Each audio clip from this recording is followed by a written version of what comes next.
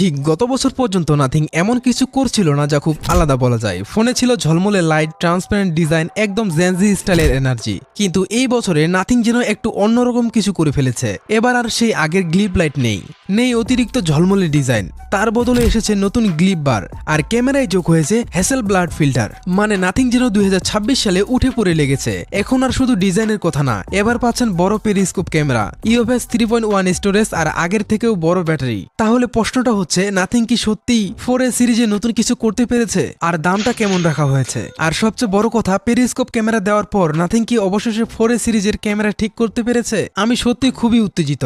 ভিডিওটা শেষ পর্যন্ত দেখবেন, কারণ এটা হতে যাচ্ছে দারুণ একটা ভিডিও। এখন সাধারণত আমি সরাসরি ফোনের রিভিউতে চলে যেতাম, কিন্তু এবার বক্স খুললেই একটু বাড়তি জিনিস পাচ্ছেন। বক্সেই রয়েছে ফোন, কিছু কাগজপত্র, একটি সফট টিপিইউ কভার, একটি টাইপ সি থেকে টাইপ সি কেবল, আর নাথিং এর আইকনিক সিম ইজেক্টর টুল। বক্সে কভার দেওয়া সত্যি প্রশংসনীয়। এখন খারাপ দিকগুলোতে যাওয়ার আগে ভালো দিকগুলো নিয়ে কথা বলা যাক। নাথিং এর প্রতিটি ফোনেই একটা বড় বিষয় হলো ডিজাইন। নাথিং 4 এর দিকে তাকালেই বোঝা যায় ফোনটা সত্যিই দারুণ দেখায়, কিন্তু এখানে বড় একটা পরিবর্তন আছে। আগের মতো ক্যামেরার চারপাশে 3টা গ্লিপ লাইট আর নেই, এবার এসেছে নতুন গ্লিপ বার। এই গ্লিপ বারের মধ্যে মোট 63টা ছোট এলইডি লাইট আছে, যা 7টি ছোট স্কোরে সাজানো। যখন ফোনে কল আসে বা গুরুত্বপূর্ণ নোটিফিকেশন আসে, তখন এই গ্লিপ বার জ্বলে ওঠে, আপনাকে জানিয়ে দেয়। এখানে একটি নতুন বিষয় আছে যার নাম এসেনশিয়াল নোটিফিকেশন। সহজ ভাষায় বললে, যে অ্যাপস গুলো আপনার কাছে গুরুত্বপূর্ণ, যেমন হোয়াটসঅ্যাপ, ইনস্টাগ্রাম বা কাজের অ্যাপস, সেগুলোর নোটিফিকেশন এলে গ্লিপ বার জ্বলতে থাকবে যতক্ষণ না আপনি ফোন হাতে নিয়ে সেটি দেখছেন।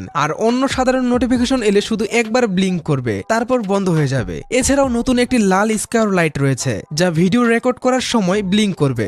মজার বিষয় হলো, এই গ্লিপ বারটা দেখতে একটু টেস্টি গেমের মতো লাগে। ডিজাইনের নিচের অংশটা আগের নাথিং 3 এর থেকে বেশ আলাদা। এখানে অনেক নির্দিষ্ট ডিজাইন এলিমেন্ট আছে যা ফোনটাকে আলাদা করে তোলে। ব্যক্তিগতভাবে আমার কাছে ডিজাইনটা বেশ ভালো লেগেছে। রঙের দিক থেকেও কিছু নতুনত্ব এসেছে। স্ট্যাটাস কালো আর সাদা ছাড়াও এই ফোনটি আরো 4টি আলাদা রঙে পাওয়া যায়। আমার কাছে গোলাপি রঙেরটাই বেশি ভালো লাগে, আর এটা দেখতে একদম বাবল গেমের মতো লাগে। ফোনটির পেছনে রয়েছে গ্লাস ব্যাগ, তবে এতে সহজে আঙ্গুলের দাগ পড়ে। তবে চিন্তার কিছুই নেই, কারণ বক্সেই একটি কভার দেওয়া আছে। ফোনের ফ্রেম তৈরি করা হয়েছে পলিকার্বনেট দিয়ে, যা নাথিং এর এ সিরিজের ফোনে আগে থেকেই দেখা গেছে। হাতে ধরলে ফোনটি বেশ ব্যালেন্স মনে হয়। এর ওজন প্রায় 203 গ্রাম। প্রোটেকশনের জন্য এতে রয়েছে IP64 রেটিং। আমার মনে হয় সময়ের সাথে সাথে নাথিং এর ডিজাইন আরো পরিবর্তন হয়েছে। আগের ফোনগুলো ইউনিক ছিল ঠিকই, কিন্তু অনেক সময় একটু বেশি চোখে পড়ার মতো ছিল। কিন্তু এখনকার ডিজাইনগুলো এখনো নজর কাড়ে, তবে আগের মতো অতটা চিৎকার করে না। তাই মিনিমাল থেকে শুরু করে জেনজি সবার কাছেই এই ডিজাইনটা ভালো লাগতে পারে। শুধু ডিজাইন না, এবার ডিসপ্লেতেও আপগ্রেড এসেছে। নাথিং 4 এতে আছে 6.78 ইঞ্চির 1.5K অ্যামোলেড ডিসপ্লে। ডিসপ্লের প্রোটেকশনে আপগ্রেড এসেছে। আগে ছিল পান্ডা গ্লাস, এখন রয়েছে গরিলা গ্লাস 7i। রং ও শার্পনেস ভালো, সিনেমা দেখার অভিজ্ঞতাও বেশ ভালো লাগে। তবে আমার মনে হয় বেজেলগুলো আর একটু পাতলা করা যেত। ব্যাটারির কথায় আসলে, নাথিং 4 এতে দেওয়া হয়েছে 5400 mAh এর ব্যাটারি। আগের মডেলে ছিল 5000 mAh এর। ভিডিও দেখা, গেম খেলা, ছবি তোলা সব মিলিয়ে ফোনটি সহজেই একদিন চলবে প্রায় 6 ঘন্টার বেশি স্ক্রিন টাইম দিয়ে। চার্জিং এর জন্য রয়েছে 50 ওয়াটের ফাস্ট চার্জিং, যা প্রায় 1 ঘন্টায় পুরো ফোন চার্জ করে দিতে পারবে। পারফরম্যান্সের জন্য ব্যবহার করা হয়েছে Snapdragon 7S Gen 4 processor. Storage upgrade হয়েছে ইওএস 3.1।